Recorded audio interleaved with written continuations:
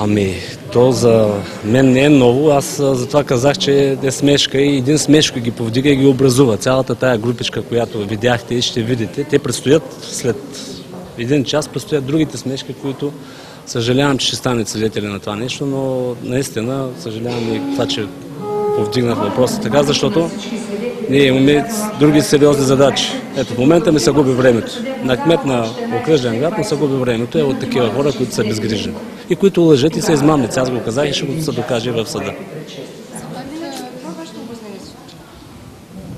Има ли значение какво е моето? Факта, че се явяваме така тук и се радвам, че вие сте свидетели. Разчитаме на вас. Няма какво да обяснявам. Разчитам на вас, вие да стигнат до очите и ушите на останалото гражданство в България, как се харчат парите на данъкоплатците, с какви глупости се занимаваме. Това няма какво друго да кажа. Аз пак ви казвам. Байер Мюнхен, ако му дадете вие 5 милиона, ако има на футболния клуб, намерете ми един да даде 5 милиона на футболния клуб, няма да му се разсърдя. Ето казваме, това дали ги е получил футболния клуб е факт, че ги е получил. Навсякъде се твърди, че аз съм ги получил, не съм получавал такива средства. Сметка за дарение получил ли е той или не? Кой? Има се, разбира се, всичко да, по реда, както аз за това казах.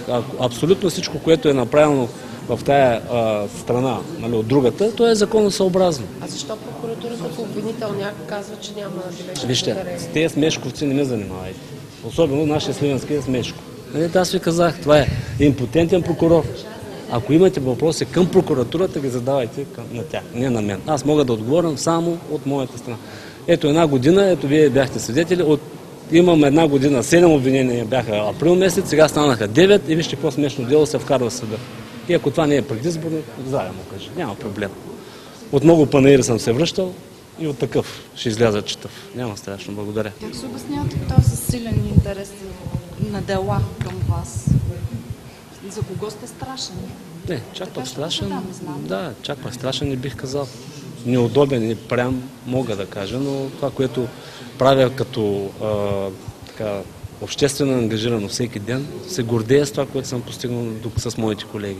Няма от нищо, което да се срамувам. До днескашната дата, 4 февруари, 7 години съм кмет на тази община и няма от какво да се срамувам, повярвайте. Напротив, горд съм с всичко това, което сме постигнали за нашия град.